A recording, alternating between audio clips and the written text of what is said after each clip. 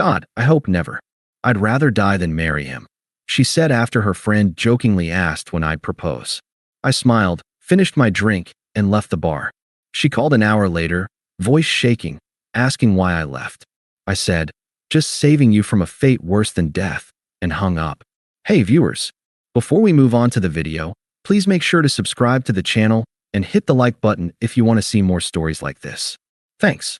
The bar was all polished concrete and neon accents, the kind of place where the cocktails have names like Smoked Regret and cost more than a decent steak. I hated it, but Chloe loved it, and Maya and Jenna lived for it. So here I was, on a Thursday night, playing my part. My part was the boyfriend, the driver, the wallet, the listener. I nursed a beer, the lone sturdy brown bottle in a forest of delicate, colorful glasses. Chloe was holding court, telling a story about her disastrous presentation. Her hands flew through the air, her laugh a bright, sharp bell I used to find exhilarating. Now, I mostly noted its volume. And then he had the audacity to ask for my sources. As if the data visualization wasn't intuitive enough, she finished, rolling her eyes. Maya and Jenna nodded in fervent sympathy. Total power play, Maya said, sipping her violet-hued drink. Classic mid-manager insecurity, Jenna affirmed. Chloe's hand found my forearm, her grip tight, her nails, painted a color called Boss Bitch Red, digging in just a little. Leo gets it, don't you, babe? You know how it is with these tech bro dinosaurs. They all looked at me. My role required a line. Sounds frustrating, I offered, giving her arm a pat. It was the right line. She beamed, squeezing my arm again before releasing it to grab her drink. A frothy pink thing called a Paloma Promised. She'd ordered it because the name was iconic. I went back to my beer. I'd heard a version of this story already, at home over takeout. I'd listened, I'd validated her feelings. I'd even suggested a diplomatic way to handle the mid-manager dinosaur next time. That advice was not part of the bar performance. Here, the story was about martyrdom, not solutions. This was our life. For 2 years, I'd been the steady ground beneath her whirlwind. When she'd been laid off 8 months ago, I'd covered the rent, cooked the meals, and talked her down from 100 panic spirals. I'd celebrated this new job like it was my own. We'd picked out this very bar to celebrate her first paycheck. Our spot, she'd called it. I looked at her now, glittering under the neon, and felt a familiar fondness, worn soft at the edges by a fatigue I couldn't name. She was beautiful, ambitious, alive. And I was the guy who made sure the alive part didn't burn our life down. The conversation shifted to Jenna's disastrous dating app experiences. Chloe leaned into me, whispering loud enough for the table to hear. God, I'm so lucky I don't have to deal with that anymore. Right, baby? She planted a loud, theatrical kiss on my cheek.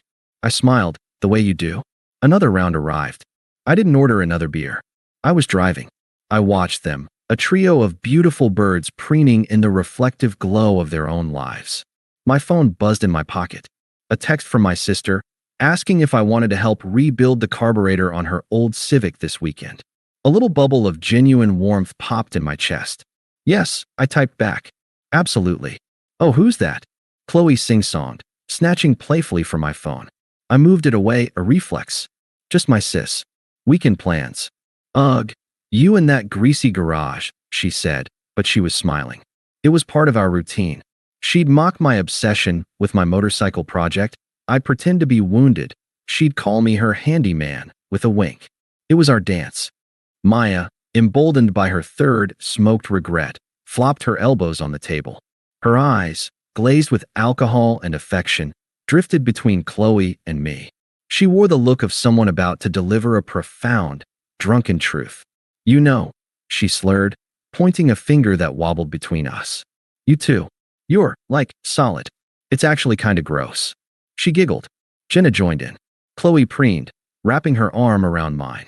We are, aren't we? No, I'm serious. Maya insisted, her voice rising. The table next to us glanced over. Like, when's it gonna happen, Chloe? When's this guy finally gonna put a ring on it? You've been dating forever.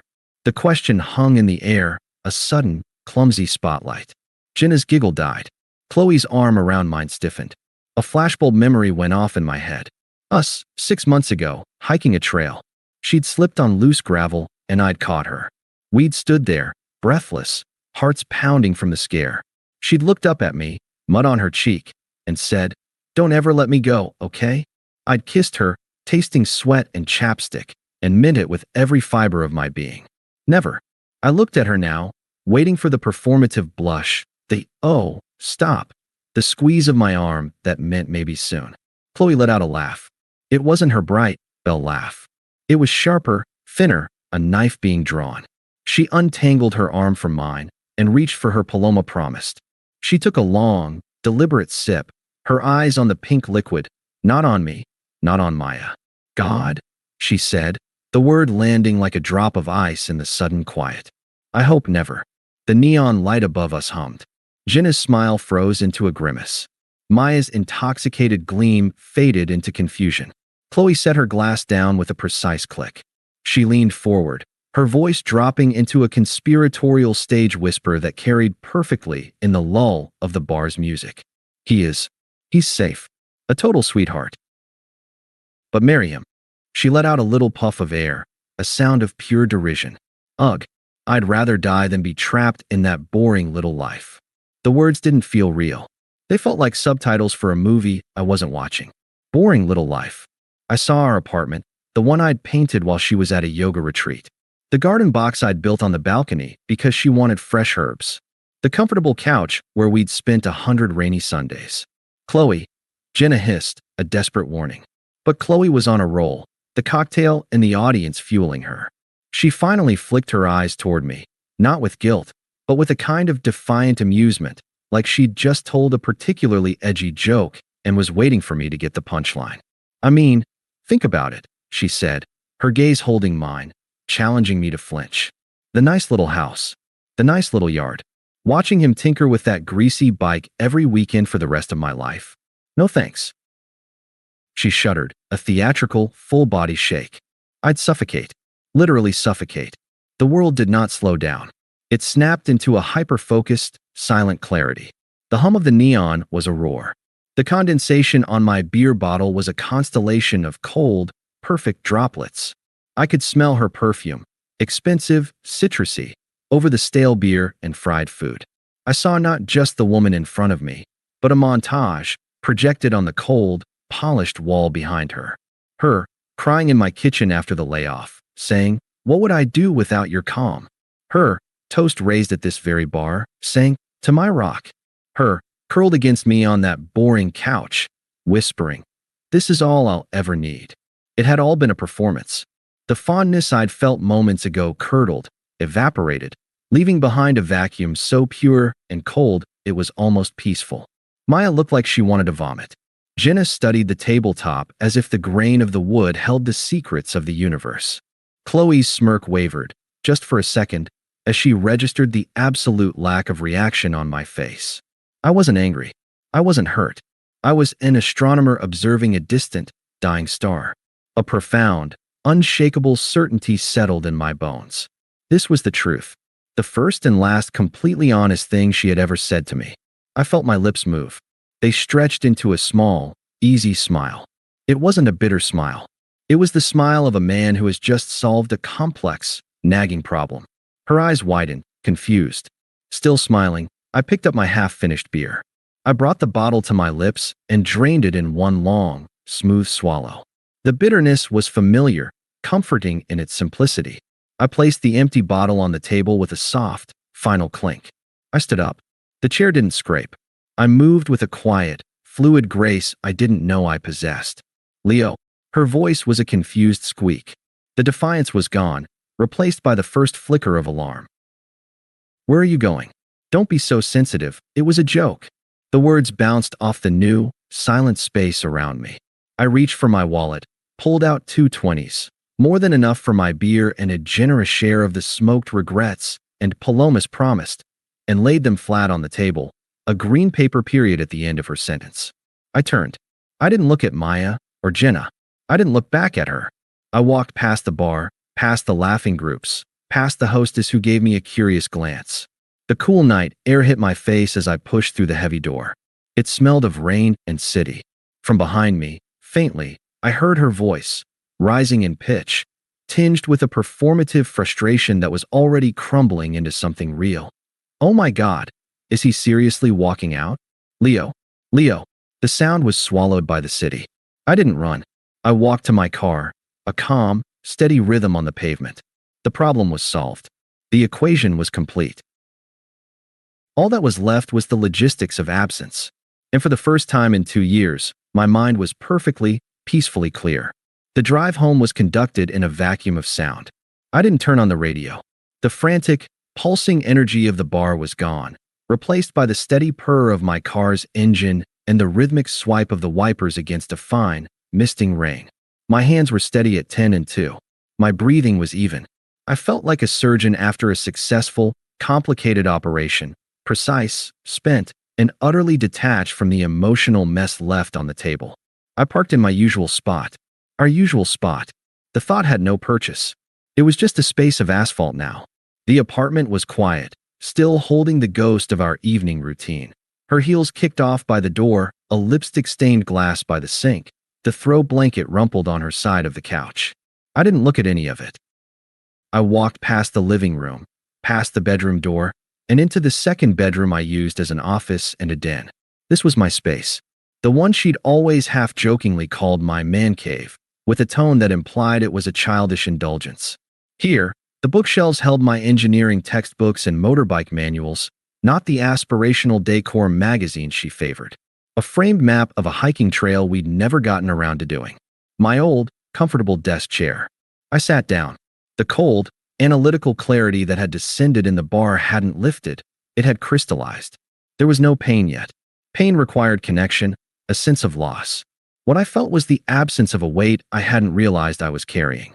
The weight of her performance and my complicity in it. I opened my laptop. I created a new document. The title, Exit Strategy. The actions flowed from my fingers, a logical sequence divorced from emotion. Phase 1, immediate segregation. Move essential items to guest room tonight. Clothes, toiletries, laptop, crucial documents. Change passwords on all financial accounts. Joint savings was negligible, but still. Forward personal email to a new, private account. Phase 2, physical extraction. Research short-term rentals/Airbnbs for 1 month minimum. Budget, flexible. Contact 2 guys and a truck movers for a small load, ASAP appointment. Priority items, toolboxes, motorcycle gear, personal books, desktop computer, bike parts. Secure a temporary storage unit for said items if new place isn't ready. Pack remaining personal belongings into boxes clearly labeled LEO. Phase 3, communication blackout. Block Chloe on phone, WhatsApp, Instagram, Facebook, LinkedIn. Set email filters to automatically archive anything from her address. Inform landlord, via formal email, of intent to remove myself from the lease, citing cohabitation breakdown. Offer to assist in finding a replacement tenant or pay penalty fee. Phase 4, financial and legal disentanglement. Cancel shared streaming services, her accounts. Remove my card from her Uber Eats account. Draft a simple, civil email outlining division of remaining shared items. TV, microwave, the damn couch. Propose she keeps all, I take none, in lieu of any further financial discussion. Locate my copy of the lease. I worked for 2 hours. I booked a furnished studio apartment in a complex across town, available for move-in tomorrow afternoon. I scheduled the movers for 9 a.m., noting in the instructions, items only from home office and marked boxes in second bedroom. No items from master bedroom or primary living area. I paid the deposits with a calm, swift efficiency. My phone, face down on the desk, began to vibrate. Then again, and again, a fluttering, angry insect. I imagined her, back in the apartment she'd shared with Maya and Jenna, or maybe still at the bar, fueled by indignation and confusion. The screen would light up with her name, then a number I didn't recognize, then maybe Maya's number. I didn't flip it over. The vibrations were a distant weather event. Finally, around 1 a.m., as I was sealing a box of photos, only the ones of my family, my friends pre-Chloe, it rang with the unknown number. Some last ghost of the man I'd been 2 hours ago, made me pick up, not to hear her, but to formally pronounce the death of that ghost. Leo, what the hell? You just left me there. You embarrassed me. Her voice was a weapon, sharp with anger, but the edge was brittle. Underneath it, I heard the first tremor of panic. She'd expected a fight. She'd expected me to come home wounded, to argue, to beg for an explanation. She'd prepared for a dramatic reconciliation scene. My silence was a script she didn't know. I looked out the window of my office at the darkened city. My voice, when it came, was flat, placid, the voice of a customer service agent ending a call. Just saving you from a fate worse than death. I ended the call. I powered the phone off completely. The silence that followed was total, and it was mine. The next 72 hours were a study in mechanical motion. I slept, deeply and dreamlessly, on the guest bed. I woke at 6. When I heard her key in the lock around 6:30 p.m., late, probably after debriefing with her friends, I was in my office, the door closed. I listened to the hesitant footsteps, the pause outside the door, the knock. Leo, are you in there? We need to talk. Silence. This is ridiculous. You can't just hide. A harder knock. Then, the sound of her retreating footsteps, louder and angrier. The following morning, a Saturday, I left as she slept. I met the movers at the curb. They were fast and efficient. In 20 minutes, my motorcycle, draped in a cover, for boxes of tools, 3 boxes of books and personal effects, and my computer were loaded into their truck. I handed the foreman the key. Just leave it inside the apartment door when you're done, I said. I drove to the new studio. It was beige, anonymous, and smelled of clean linen. It had a small, bare balcony. I put my single suitcase in the corner. This wasn't a home. It was a forward operating base. And I felt more at peace standing in its emptiness than I had in our curated, adorable apartment in months. The digital deluge began in earnest. It followed a predictable, pathetic curve. Phase 1, righteous anger. From her number, after I'd unblocked it briefly to ensure she got the legal/logistical emails. Chloe, you're overreacting. It was a joke. My friends think you're being a manipulative jerk. Chloe, I can't believe you're doing this. After everything I've given up for you. Chloe, you're really just going to ghost me? What are you, 12? Phase 2, guilt and gaslighting. From Jenna's number, unknown, Leo, it's Jenna. Look, Chloe's really upset. She didn't mean it like that. You know how she gets after a few drinks. She loves you. Can you please just call her? From a different unknown number, likely Maya, unknown, dude. Harsh. She's crying. Phase 3, feigned concern and hoovers. From her number again. Chloe, I'm worried about you. This isn't like you. Where are you staying? Please talk to me. We can fix this. Chloe, I saw the movers came. You took your bike. Where are you? I'm scared. I read them all with the dispassionate interest of an anthropologist studying a primitive culture. I deleted them. I reblocked the numbers. The only message I responded to was from my landlord, confirming receipt of my formal notice and my agreement to forfeit my share of the security deposit to break the lease. Thank you for your prompt and professional handling of this, he wrote back. Rare. On Sunday night, sitting on the floor of my new studio eating takeout sushi, my phone buzzed with a call from my oldest friend, Paul. Dude, he said, his voice uncharacteristically solemn. What the hell happened? Chloe just called me, sobbing. Said you vanished and took all your stuff. She said you had some kind of mental break over a joke. I hadn't told anyone. I'd been existing in my bubble of quiet action. What was the joke, Paul? I asked, my voice calm. She said, man, she said something about you proposing, and she said she'd rather die than marry you, but she said it was clearly a joke, Leo, that you took it way out of context. I could see her version perfectly. She was the victim of my sudden, unstable sensitivity, my cruel overreaction. It wasn't out of context, I said, picking up a piece of tuna. It was the context for the last 2 years. I just finally heard it. Paul was quiet for a moment. Yeah, he finally grunted. Yeah, okay. She called me, man. To get to you. That's fucked up. You good? Need a place to crash. I'm good. Better than good. But thanks. Okay. Well. Fuck her, then. You want to come over next weekend? I'm rebuilding the porch. Beer and power tools. The first genuine smile in days touched my lips. I'd love that. That was the moment the vacuum inside me began to fill, not with pain, but with something else. Air. Light. Possibility.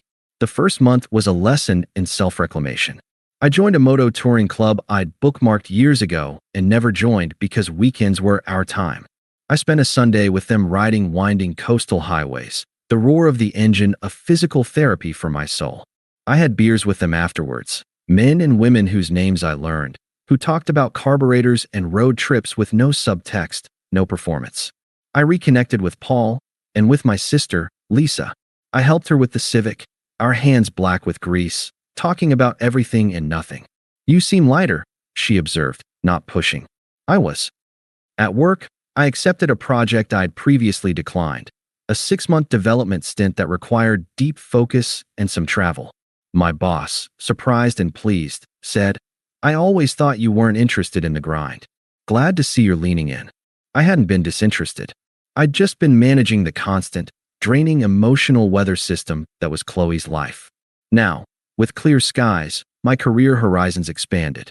I met a woman in the moto club, Sarah. She was a graphic designer who rode a vintage Triumph. Our first conversation was about the challenges of finding a good mechanic. There was no flirtation, just shared interest. It was refreshing. I did not think of Chloe. Or, when I did, it was as one thinks of a removed appendix, a source of past trouble, now irrelevant. The second month, the karma began to seep through the sealed doors of my old life. It didn't come from her. It came from a muted, indirect source. An email arrived, from an address I didn't recognize, but with a name I did, Lisa Chun. Lisa was a former colleague of Chloe's, a quiet, sharp woman who'd always been civil to me. The subject line was, "Checking in.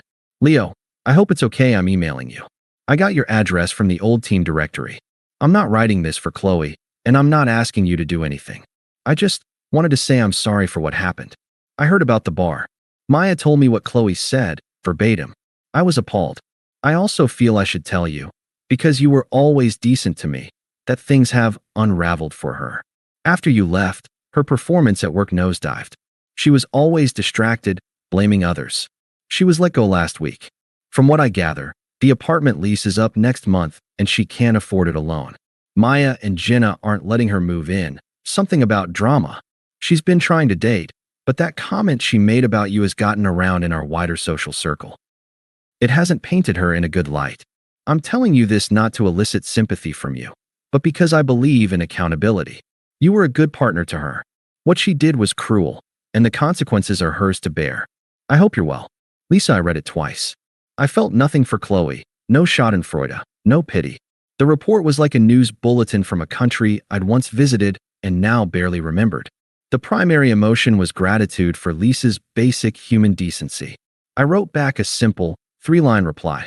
"Lisa, thank you for your note and your kindness. I'm doing very well. I hope you are too. Best, Leo." Her reply was almost immediate. "Good. I'm glad." This seemed to be the trigger. As if Lisa's contact had pierced a spiritual dam, the desperate attempts began again, now laced with a new, raw terror. Attempt 1, the nostalgia play. A text from another new number. It was a photo of us at the beach from a year ago, both sunburnt and laughing. I was building an elaborate sandcastle. She was pretending to crown me with a seaweed necklace. We looked happy. We were happy in that moment. Or I was. She was perhaps just enjoying being photographed looking happy. Unknown, remember this? I was so happy. I've never been that happy since. I miss us. I deleted the photo and the message. The past was a country that no longer issued visas. Attempt 2, the crisis play. 3 days later, my phone rang late in the evening. I was sketching plans for a custom bike modification, a podcast on in the background. I didn't recognize the number, but something in the late hour made me answer. It was her, and she was breaking. The sound was pure, unfiltered distress, the kind I'd soothed so many times before. But this wasn't about a bad day at work or a friend's slight. This was the sound of a foundation collapsing. "Leo, please." Her voice was shredded, hiccuping with sobs. "Please. I'm going to be evicted." They posted the notice. "I lost my job. I have no one. I made a terrible mistake. The biggest mistake." She was gasping for air. "You're the best thing that ever happened to me." I was scared and stupid. I was trying to be cool for them, and I was so stupid. I listened. I said nothing. I looked at my sketch, at the clean lines of the design. "Leo, are you there? Please say something. I'll do anything. Counseling. Anything. You're my person. You're my home. I set my pencil down. My voice was calm, clear, and as empty as the studio had been on my first night. You should call a financial advisor, I said, or a social services agency. They can help with housing resources. There was a stunned silence on the other end, followed by a wounded, animal-like whimper. What? Leo, I don't need I need you. I am not a resource, I said softly, and ended the call. Attempt 3, the flying monkeys. 2 days after that, a new area code. I answered, expecting a recruiter. Leo, sweetie. It's Carol. Chloe's mom. A cold flicker of annoyance. Carol had always treated me like a pleasing accessory, a reliable piece of furniture in her daughter's life. Mrs. Dawson. Oh, Leo. We're so worried. Chloe's a mess. She's just a passionate girl, you know how she is. She speaks without thinking. Her tone was syrup wrapped around steel. Don't you think you've punished her enough? She's learned her lesson. She needs you. Be the man we know you are and forgive her. This silly pride isn't worth destroying what you had. I leaned back in my chair. The manipulation was so transparent, the sense of entitlement so vast. It explained so much. Mrs. Dawson, I said, my voice never losing its polite, even keel. I am being the man I am. And that man is no longer in a relationship with your daughter. Have a good day. I didn't wait for her sputtered response. I hung up. The anger I might have once felt was absent. She was just another part of the old ecosystem, irrelevant to my new climate. Attempt 4, the mask falls. It came that night, a final, splenetic text from the number she'd used for the crisis call. The raw need was gone, burned away to reveal the bitter ash beneath. This was the unvarnished truth, the core of her, exposed by desperation. Chloe, fine. You're just a coward who couldn't handle a strong woman speaking her truth. You were always boring and small, and I'm better off. You did me a favor by leaving. Have fun with your sad, empty life.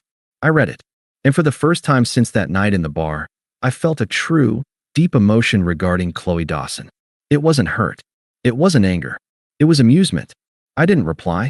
I didn't block the number immediately. I saved the message. It was the perfect coda, the receipt I never knew I needed. Proof that the fate worse than death she'd so feared had been, for me, the key to a life that was finally, authentically, my own. I powered down my computer. The studio was quiet. Through the sliding door to my small balcony, I could see the lights of the city, not as a place I was trapped, but as a landscape of possibility. The unraveling was complete, hers. Mine was a weaving, thread by steady thread, into something stronger. The middle had breathed. The silence had spoken. And now, the arc was ready to rise. 6 months to the day after I walked out of that bar, I closed on the house. It was a 1950s ranch-style fixer-upper on a quiet, tree-lined street, with a detached garage that was larger than my old studio apartment. It needed work. The kitchen was a time capsule, the floors squeaked with history, and the garden was a jungle. But the structure was sound. It had space for a workshop. It had a front porch. It was, by any definition, the beginning of a nice little house. The irony wasn't lost on me. It just didn't sting. It was simply data. The life she'd scorned as a prison was now my chosen freedom. I hired a contractor named Ray, a no-nonsense guy in his 60s who appreciated my clear plans and my willingness to swing a hammer. We started with the garage, turning it into a pristine, organized workshop. The sound of saws and the smell of fresh cut wood were my therapy. My career project was a success, earning me a promotion and a significant bonus that went straight into the house fund. The Moto Club was a regular fixture in my life. Sarah and I had gone on a few casual group rides and shared a couple of easy, laughter-filled beers afterwards. There was a quiet, mutual interest, but no rush. Everything in my life now had a sense of natural, unforced timing. The final thread from my old life was the condo. Our lease had been broken, but I'd still been on the hook for my half of the penalty. I'd paid it without complaint, a small price for clean severance. The landlord, grateful for my lack of drama, had offered me first right of refusal to buy the place when the owners decided to sell. They decided. I'd made a fair, cash offer, below asking but simple and fast. They'd accepted. I wasn't sentimental. It was a good investment in a rising market. I would clean it, paint it, and sell it for a profit. It was a business transaction. The day this sold sign went up in the front yard of the old condo, felt like the last period on a very long, poorly written chapter. That same afternoon, as I was loading tools into my truck outside the new house, my phone buzzed. It was a local number. I answered, assuming it was Ray or the tile supplier. Leo? Hi. It's Lisa. Lisa Chun. Her voice was hesitant, apologetic. Hi, Lisa. I'm so sorry to bother you. I thought you should know. Chloe knows you bought the condo. Someone from the building told her. She's not taking it well. She's been telling people you're trying to financially destroy her, to lord it over her. I think she might try to confront you. I just wanted you to be prepared. I leaned against the warm side of my truck. The sun was high, the air clean. Thanks for the heads up, Lisa. I appreciate it. But it's fine. It's just a property. You're a good guy, Leo. Too good. Just be careful. The person she is now isn't the person you knew. She paused. Actually, maybe she is. You just see it clearly now. I do. Thanks again. I hung up. I wasn't worried. I felt a distant curiosity, like wondering what the weather was doing in a city I'd left behind. The confrontation came 2 days later. I was at the condo for a final walkthrough before handing the keys to my contractor for the renovations. I was in the empty living room, measuring the windows for blinds, when I heard the key in the lock. My key, the one I'd left for the movers. She must have kept it. The door opened, and she stood there. The vibrant, polished woman from the bar was gone. This Chloe was thinner, her face drawn and pale without its meticulous makeup. Her hair was pulled into a messy bun. She wore leggings and an oversized sweatshirt that swam on her. She looked young and old all at once, a ghost haunting her own past. She hovered in the doorway, her eyes scanning the empty space. The blank walls where our photos had hung, the dust outlines of the furniture, the echo of a life that was no more. Her gaze finally landed on me, and her breath hitched. Leo, I lowered the tape measure. Chloe, I see the sign, she said, her voice a fragile thread. You're really gone. You bought it. She said it like an accusation, like a theft. It's an investment, I said, my tone neutral. I slipped the tape measure into my back pocket.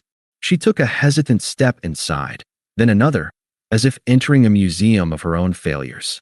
Her eyes were wide, red-rimmed, scanning the emptiness. It's so empty. It's sold. A tear escaped, tracing a path down her cheek. She didn't wipe it away. Leo, I meant it. I made a mistake. The biggest mistake of my life. The words tumbled out, rehearsed and desperate. That night, I was just trying to look cool in front of them. I was insecure. I didn't mean it. Not really. I didn't move. I didn't offer a tissue. I simply watched her, listening with the detached focus of a scientist. You have to believe me, she pleaded, her voice cracking. I've been punished, okay? I lost my job. Maya and Jenna, they abandoned me. My mom is just disappointed. I'm going to have to move back in with her. I have nothing. Nothing. She wrapped her arms around herself. And it's what I deserve. I know that now. But you were my person. You were my home. She gestured at the empty room. This was our home. And I ruined it. The performance was different now. No defiance, no smirk. This was raw, abject need. It was more compelling, and somehow more hollow. I waited a beat, letting her words hang in the dusty air. Then, I spoke, my voice calm and clear. Yes, you did. She flinched as if struck. And you were right, I continued. Her brow furrowed in confusion. What? No, I wasn't. I was wrong. You were right. I repeated, cutting her off gently. You said you'd rather die than be trapped in that life with me. I took a small step forward, not threatening, but claiming the space. It was the truest thing you've ever said to me. So I set you free. And in doing that, I set myself free too. She stared at me, her mouth slightly agape, the script crumbling. This wasn't the reaction she'd prepared for. Anger, forgiveness, coldness. This was agreement. But, look at me, she whispered, her voice breaking completely. I'm ruined. Our life is gone. She said it like a curse, like a monument she'd destroyed. I glanced around the empty condo, then back at her. My gesture was not one of nostalgia, but of finality. I pointed toward the front window, through which the bright red "sold" sign was clearly visible. That life is over. It was sold. It was a transaction. And my new one. I gave her the same small, serene smile I'd given her in the bar 6 months ago. The smile that had heralded the end of her world. Now, it simply marked its irrelevance. It has no room for you. Not even as a memory I bother with. The color drained from her face. This was the final, devastating truth. It wasn't that he hated her. It wasn't that he was punishing her. He had simply moved on. Completely. She was less than a ghost. She was erased. I hope you find what you're looking for, Chloe. Truly. I said, and the words held no malice, no sarcasm. They were a formal, empty courtesy. But do not contact me again. This is the last time we will speak. I walked past her, toward the door. She didn't move. She stood frozen in the center of the empty room, a statue of regret in a museum no one visited. I pulled the door open. The afternoon sunlight streamed in, outlining me in its glow. Leo, she choked out, one last, whispered plea. I didn't turn. I stepped out onto the front walk, pulling the door closed behind me with a soft, definitive click. The sound of the lock engaging was the sound of a book closing. I walked to my truck, a newer model with a cap on the back for hauling materials. A decal for the Moto Club was on the rear window. I opened the door, the familiar scent of clean upholstery and coffee from my travel mug greeting me. As I started the engine, I caught a glimpse of her in the rearview mirror. She was standing at the living room window, her hand pressed against the glass, her face a mask of utter desolation, watching the sold sign, watching me leave for the second and final time. I didn't feel triumph. I didn't feel pity. I felt the quiet hum of a capable engine, the warmth of the sun through the windshield, the simple, profound peace of a man driving toward a future he had built with his own hands, on his own terms. I shifted into drive and pulled away from the curb. I didn't look back. The past was a closed property. My road, stretching out ahead, was clear, open, and mine alone. Thanks for watching. Make sure to subscribe to the channel and hit the like button. What do you think about this story? Share it in the comments.